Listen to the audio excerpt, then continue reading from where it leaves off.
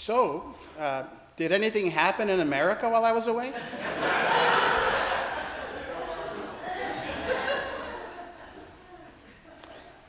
I must admit, one of the nicer aspects of being on sabbatical for 2.5 months was that I did not have to wrestle week in and week out with how to squeeze some good news out of all the bad. And while that part of me would still like to be on sabbatical, wandering the streets of Paris or sitting in a cool cathedral at Evensong, the rest of me is glad to be back with all of you lovely folks. The theme that clearly stands out in today's readings from Genesis and Luke is hospitality. Both stories feature a visit from the divine to a humble household. Abraham lives in a tent in the desert with his wife Sarah.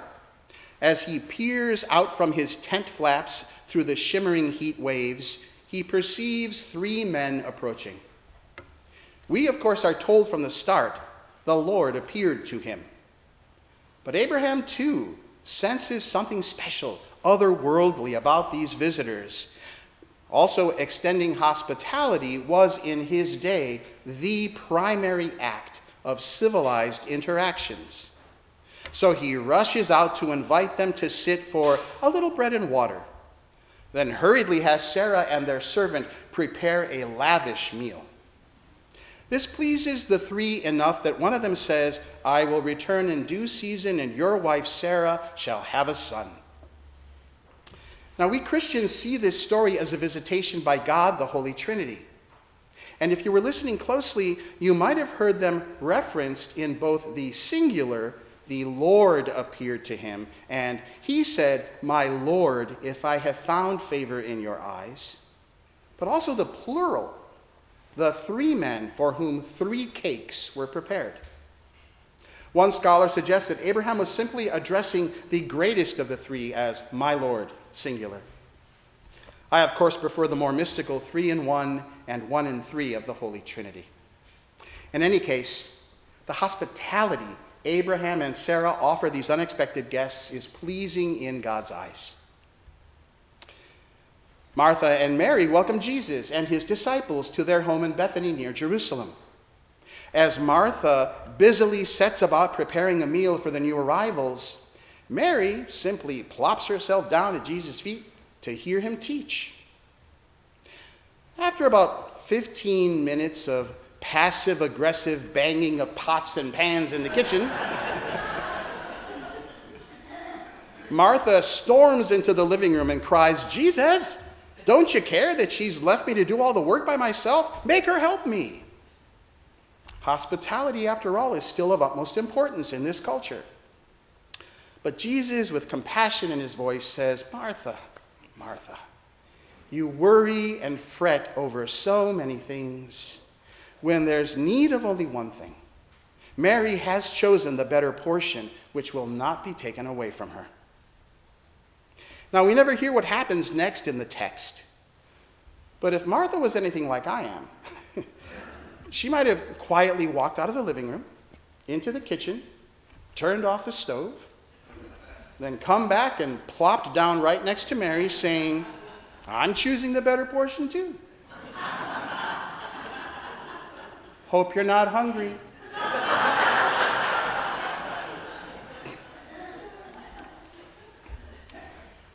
Jesus gently chides Martha, not for her lack of hospitality.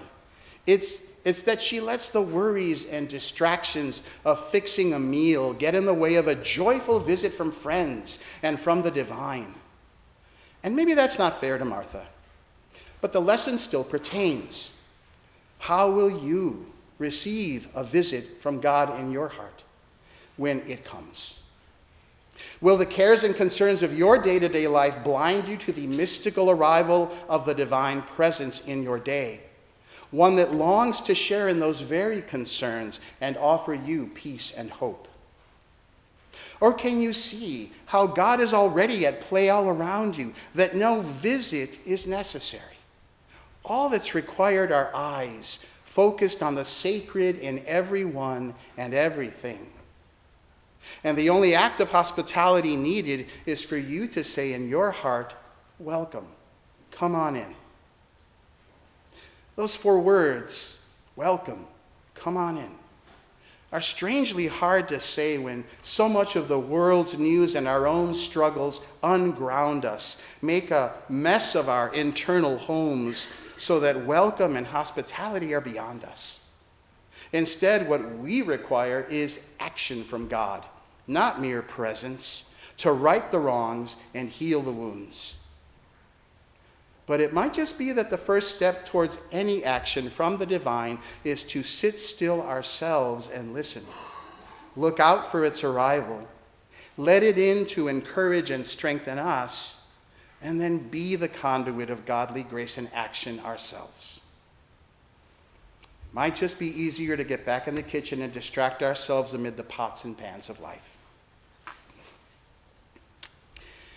William and I received so much gracious hospitality in our 5 weeks in England and Scotland, and I the same in Paris the month prior.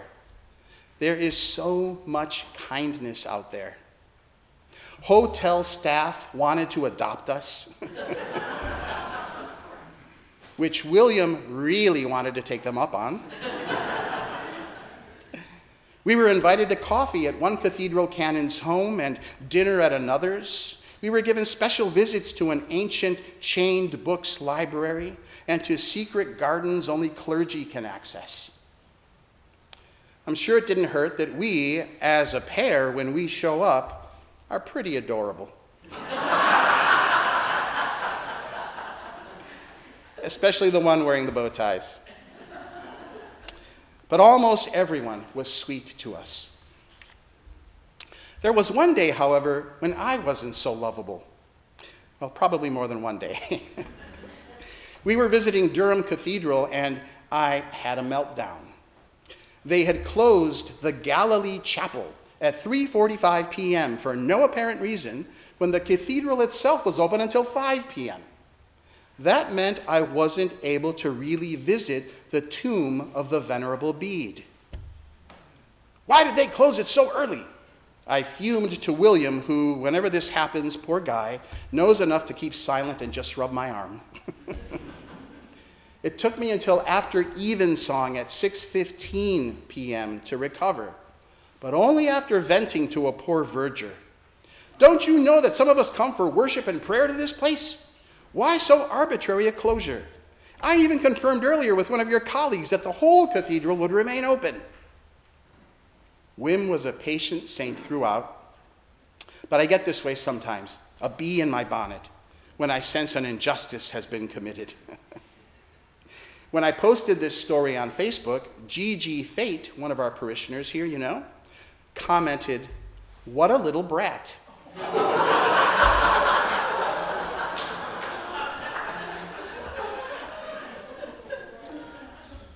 Which was true. Regardless of the hospitality I felt was not being extended to us by Durham Cathedral, I was a bad guest, the stereotypical ugly American.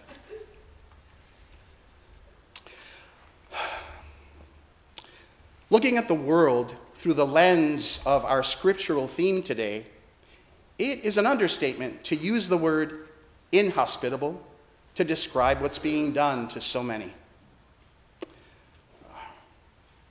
The cruelty of masked men yanking people off the streets, from their workplaces, separating them from their families, and deporting them to unrelated third nations in the throes of their own violence.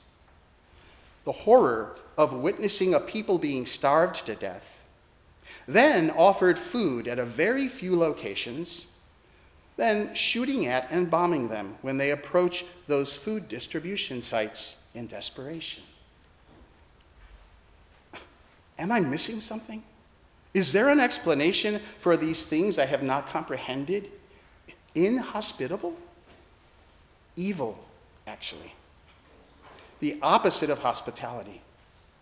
This is my home, not your home, and not only are you not welcome, I will destroy you.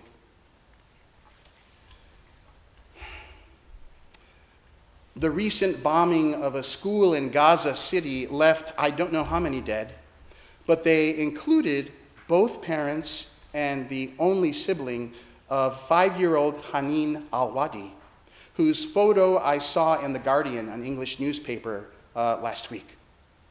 Her head and both arms bandaged, uncle sitting next to her. Hanin's eyes were red and downcast and her brow furrowed. Just your typical suffering Palestinian child in a war zone photo that we glance at and glance away from. Except for this one detail that caught my eye. On her white t-shirt, there were 3 little crowns, the kind a child might draw with 3 points on top. And under those crowns, in all caps English, on the little girl was the word Queen, which is exactly what she is. And the inhumane unhospitality this world has offered to such royalty when it's shown up outside our tent flap is damning. What will become of us who have not welcomed the stranger or cherished them as royalty, as God does? How will we ever answer for all of this inhospitable wickedness? I pray God is as merciful as we are not. And I get that there's only so much we can do to affect the changes needed in our nation and in the world. So let's begin, or rather, let's continue to offer hospitality here at St. Luke's and in our own lives whenever we can. I offer 2 examples for you this morning of what's already happening. One of our food pantry clients needed hip surgery last month, and he got it. But it was outpatient surgery, and somehow they released him into homelessness without even asking where he'd go to. Thankfully, our pantry volunteers were able, after many frustrating phone calls to various health-related places, to secure some physical therapy treatment, which they would only come and do if he actually had a place to stay. So between the pantry's funds and with the help of the city of Los Gatos, we secured a hotel room for him for 3 weeks. After which he got the PT and is now doing well. This incident has inspired one of our parishioners, a consultant to healthcare organizations, to assist our pantry clients with their health needs moving forward. Thankfully, this man had a hospitable support system to provide the care he needed post-surgery. Not everyone does, and more will lose their support system in the coming months. And then this morning, I received a video clip of a birthday party held at the home of a St. Luke's parishioner. The birthday girl was Camila, youngest member of the Venezuelan immigrant family who've become a part of our church community these past few years. Prior to coming to the U.S., they all went through the long, painstaking process of obtaining refugee status. Camila just turned 14. Everyone was singing Feliz cumpleaños a ti, with a few happy birthday to yous mixed in. My prayer is that she and her family will be able to celebrate many more birthdays and milestones in this, their adopted country. So today, let us take the example of Abraham, Sarah, Martha, and Mary to heart. Offer hospitality whenever you can, especially to the stranger who comes calling at the door to your heart. Do not neglect to show hospitality to such strangers, for thereby some have entertained angels unawares. Amen.